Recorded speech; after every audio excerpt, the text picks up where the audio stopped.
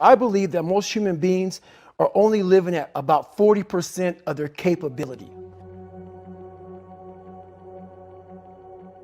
The mind has a governor, like a car.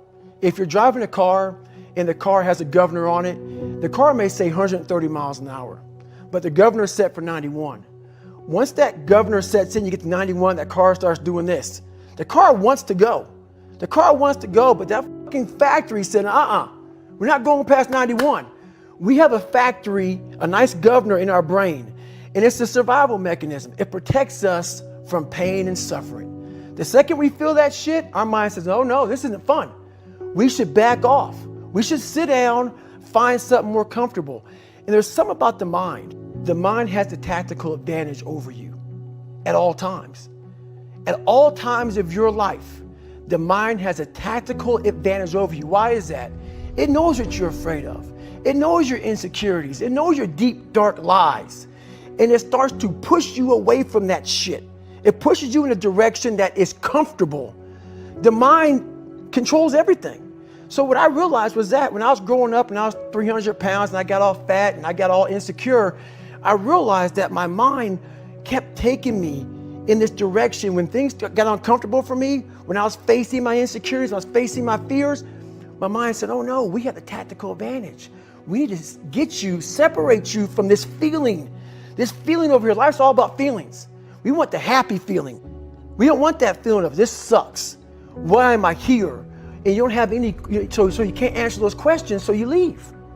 I started realizing that if in that moment you can answer those up questions and you are now in charge of your brain versus your brain ruling you, that's where all that stuff comes from. So the 40% rule is all of that. You get to 40%, your brain says, we're done. Let's roll, man. This is starting to get painful. This is uncomfortable. So you sit down. You have to figure out ways, and everybody's different. That's how the book kind of talks about, like we all have these things about, 5 steps to this and 4 steps to this. It's a lot more than that. That's all bullshit. It's a practice that you have to, it's a habit. So if you know that at 40%, I'm feeling pain. At 40%, I'm feeling pain. That's where the 40% rule kicks in. Now it starts. Okay, I'm feeling pain. My mind's saying all this shit to me. It's saying, get out of here, run, flee. The fight or flight kicks in. Okay, we're done. We're not good enough. It starts telling you all these things. You start to believe it because the mind controls all. This is the time where you have to gain control back of your mind. It's okay, let me see if I can go 45%. And once you start giving yourself more and more hope and start realizing, okay, the mind starts to be, okay, what are you doing? We're supposed to be going right and you're going left. You start then controlling your mind.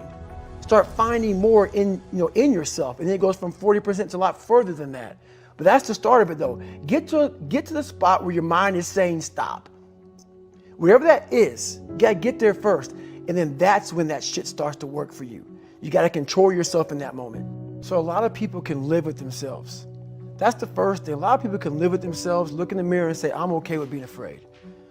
I'm okay with going on this easy highway over here. The easy highway has all these fucking signs and shit, directions, how to get somewhere. And you have to first be uncomfortable with how you feel about yourself. With that voice that a lot of us like to run away from, we all have it. We all have that voice that's saying, hey man, you're kind of wimping out right now. You're kind of being a little punk right now. But a lot of us say, okay, that's okay. It's okay to tell these little white lies to ourselves. So we first have to face the real you. The real me is David Goggins. The real me is a guy looking at you right now saying, I don't want to fucking be on this show right now because I used to stutter as a kid. And I'm afraid of that. I'm afraid that here in a second, I'm going to start fucking stammering and stuttering and the whole world is going to know that I have all these issues. But that's when I see right now, okay, Goggins, you got to go on this fucking show. That's Goggins. Goggins is saying, okay, David Goggins, you're a punk. Life made you this way. We can't live like this. We can't live in fear. We can't live in judgment.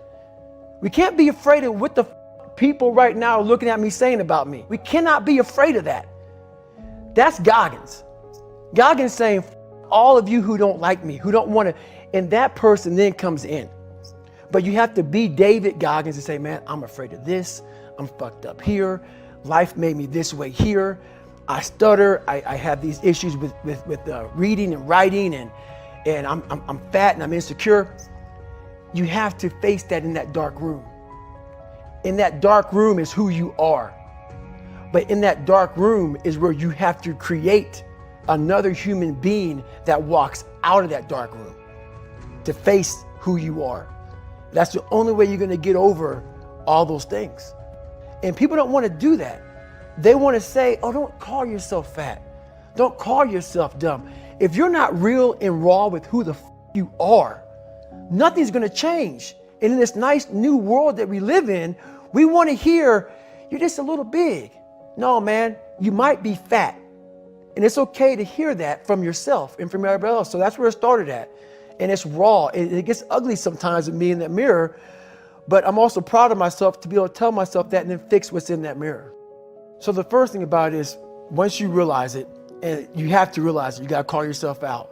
Addressing it is very small. It doesn't go from like one morning I'm this way, next morning I wake up and presto, 5 steps to greatness. No, it ain't that, brother. You read my book, this is hard work. It's every day, like right now.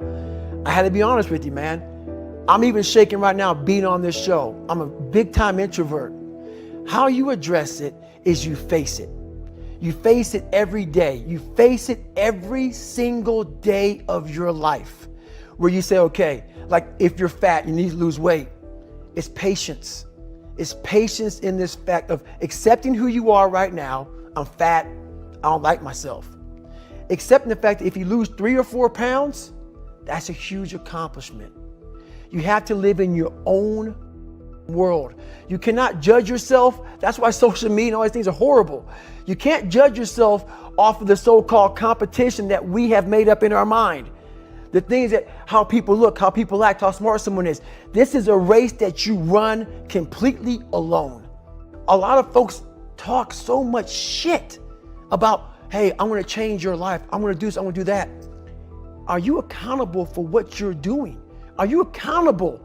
And I mean to the T for what you're saying. I am. And that's where it started. It started with that total accountability of, let's not lie today. Let's tell people the truth about who you are. And when you can get on and tell someone, like I'm doing right now, exactly how f***ed up you are, that's the goal in life. To put your life on a billboard, on the busiest road, in the busiest highway in the world, and say, this is how f***ed up I used to be. Take it or leave it.